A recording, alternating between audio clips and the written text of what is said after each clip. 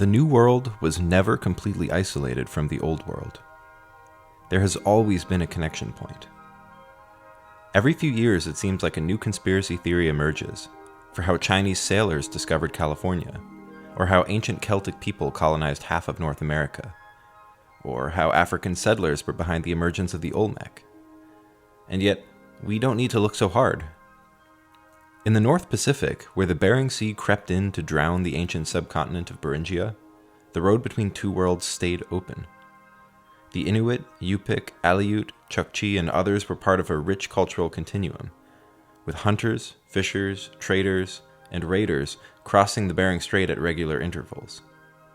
Native people of the region today still maintain close cultural and familial ties. The significance of this close connection of people across borders extends to all of our natural resources. We share the Bering Strait, which is a migration route for vast numbers of marine mammals, bowhead and other whales, walrus, all types of seals, and millions of seabirds and fish, too. This is an immense migration that follows the sea ice retreat in spring and its expansion in the fall. Our natural resources are theirs. Their natural environment is ours. And we both depend on these for our well-being, nutritionally, economically, and culturally. The first, and perhaps most powerful commonality across Siberia and Arctic North America, is the ecosystems people so ingeniously adapted to. Reindeer, caribou, moose, and bear are just a few of the terrestrial species that shaped how people lived. Salmon, shellfish, sea mammals, and more were staple marine and riparian resources. Vast boreal forests, forlorn tundras, and highly productive marine ecosystems facilitated the spread of lifestyles and technologies across huge swathes of land. In 2021, two researchers published an exciting find. They had discovered several trade beads of Venetian glass while excavating on the edge of the Brooks Range in northern Alaska. On its own, that wouldn't be too interesting. European trade glass is common in Native American archaeological sites all over the continent. But for the age, the authors argue these beads date to the 1400s, meaning they likely predate Columbus. If that was true, it would mean that the glass arrived from the east, traveling from Italy, along the Silk Road, up through Siberia, or along the coast of Asia, before crossing the Bering Strait. While this discovery has been questioned, other trade goods were definitely crossing the Bering Sea. For example, at the Rising Whale site at Cape Espenberg, archaeologists have found a bronze belt buckle dating to about AD 1200 that was likely traded group to group from northern China all the way to the Alaskan coast. There are ethnographic accounts of trade fairs on either shore that regularly drew visitors from the other side. For example, we know that Alaskan jade was being traded to Siberia, and we know that Siberian obsidian made its way to St. Lawrence Island and mainland Alaska. Ancient pulses of Siberian genetic admixture can also be seen in the populations of Alaska and Arctic Canada. One major migration occurred around 5,000 years ago, associated with the spread of Paleo-Inuit cultures of the Arctic small tool tradition. Similarly, migrants of the Old Bering Sea culture and later Thule culture expanded across much of the Canadian Arctic. This gene flow wasn't one way either, with clear signs of backflow into Siberia from North America. The Inuit Yupik Aleut language family, which runs along the coastlines of Alaska, northern Canada, and Greenland, is also represented in Asia by Yupik speakers on the Chukchi Peninsula. And historically, there is some evidence that Inuit languages were spoken much further down along the coast of modern-day Kamchatka than is the case today. Many cultural innovations originated around the Bering Sea itself, such as in the case of the technologies of the Old Bering Sea culture. This was a complex first identified by the Canadian scientist Diamond Jeunesse in 1928, following a discovery on the Diomede Islands of distinctive decorated harpoon heads and other art objects.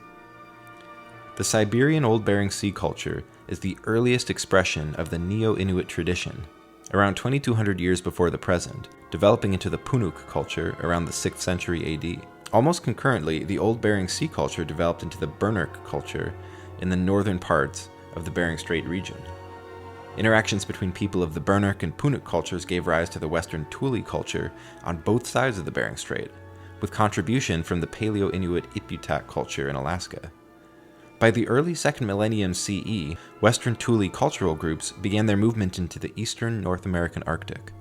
One study found that dog populations of the ancient Arctic were dramatically transformed by new lineages that traveled with their humans along the coast. The spread of new sled dogs, large skin boats called umiak, and other transportation technology had a transformative effect on how people lived. Northeast Asian military technology also influenced the New World. For example, by AD 700, backed and recurved bows had spread across the Bering Sea, associated with chipped stone and ground slate points, giving way to bone points that appear to have been best suited for military purposes. Wood or bone slat armor is also known from both sides of the strait as early as AD 900. As technology shifted, so too did settlement patterns, with rocky outcrops, peninsulas, and other defensible locations becoming favored places to live. This combination of technologies and behaviors has been called the Asian War Complex. Mythological motifs also seem to have influenced both sides of the Bering Sea. For example, ancient Edelman representations of Raven as a hero creator, often transformed into its antithesis, a traitor and liar, correspond to Raven stories of the Tlingit, as well as the Inuit and Yupik. Mortuary rituals are also similar across the Bering Strait. For example, people on both sides had a practice of the ritual dissection and mummification of the dead. Another example is the shamanic dark tent ritual. At night, a ritual specialist, a shaman, is tied up inside a dark tent with no fire. The congregation surrounds the specialist and soon hears the noises and cries of different animals in turn: bears, owls, ducks, squirrels, and so on. People communicate with these invisible beings by asking them questions, especially about the location of game or about diseases. Spirits come one after the other, and their arrival is often manifested by the tent shaking. Ceremonies of this kind are known from the Mansi, Ket, Samoyeds, Koryak, Nivik, Ainu, Chukchi, and the Siberian Yupik. In Alaska, the Yupik and Inuit seem to have performed it as well, and it is even attested to among the Greenland Inuit. Courses in world history rarely even touch on the people of Arctic Eurasia and North America, and traditionally we see the Old World and New World as, well, two completely separate worlds. But having worked for a few years now as an archaeologist in Alaska, I'm still learning to see the region with a circumpolar perspective. Given the linguistic, genetic, cultural, and ecological commonalities that don't stop at the edge of either continent, a two-worlds mentality needs to give way to something else.